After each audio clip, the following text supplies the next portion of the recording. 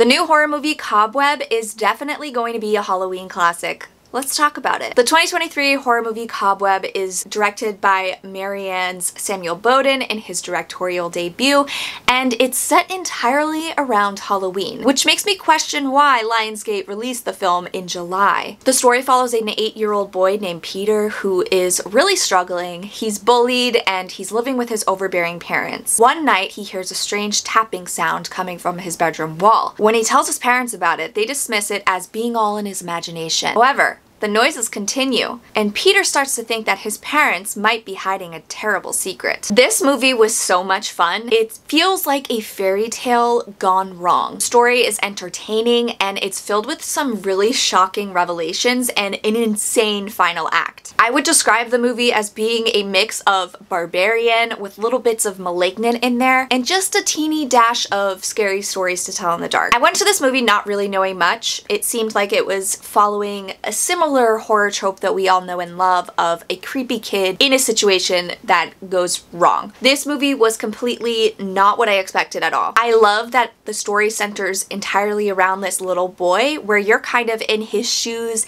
and you're uncovering these weird bits of information along with him, and it's easy to understand why he starts having these paranoid feelings of not knowing if he can trust his parents and just being in a really terrifying situation. And when you're a kid, your parents are supposed to be like your protectors.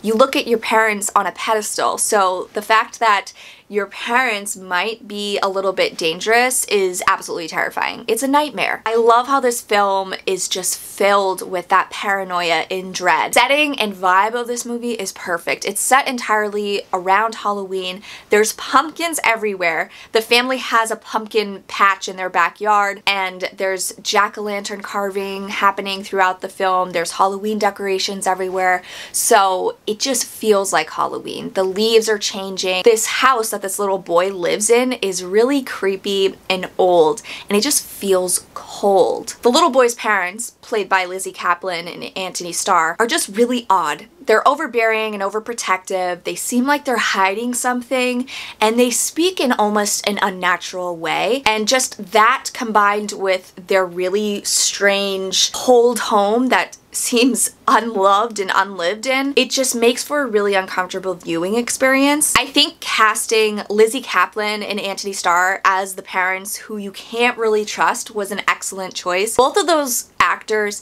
have like this sense of danger, this air of danger about them, where they're very intimidating. With the flip of a switch, they can be scary and menacing, and then they can also be charming and sweet. So I feel like that really helped play into their dynamic, and it made you actually believe certain situations that were happening. It made the whole thing feel uncanny and just odd. I think the casting choice for the little boy was also excellent. He has this sweetness to him where you can't help but empathize for him and root for him and hope that he gets out of this situation okay. I also love that the story unfolds slowly. You don't get everything all at once. You're getting bits and pieces of information over the course of the film, and we don't really know what's going on. There is so much anticipation and dread in this film, and I love how the movie lets that build. And then they sprinkle in some really truly terrifying nightmare fuel moments.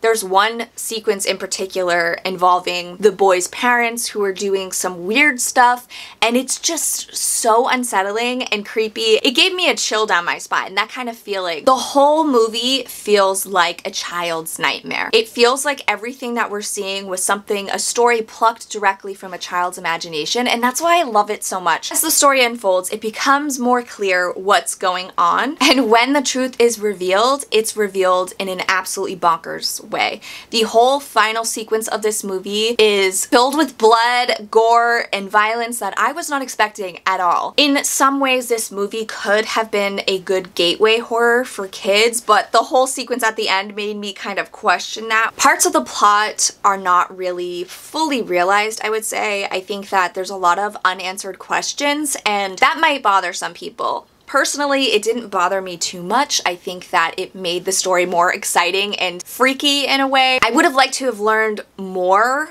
about the history of the situation, but I feel like revealing that would have just made it a little bit cheesier than it was meant to be. I don't think it would have worked as well. I love the fact that they don't show us too much. The film does utilize CGI in a way, and that was kind of a bit iffy when I saw it, but I feel like they held back with the reveal of what was happening. Almost like how they hold back in revealing the shark in Jaws. You see very little of what's happening. You get glimpses here and there, and it just creates this uneasy feeling.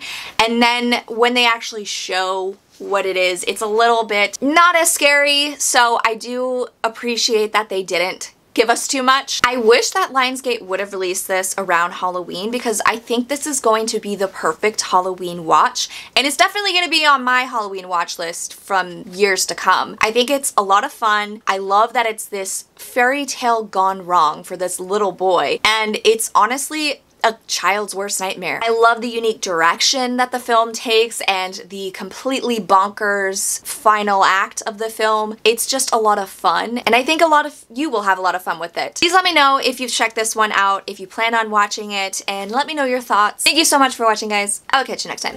Bye.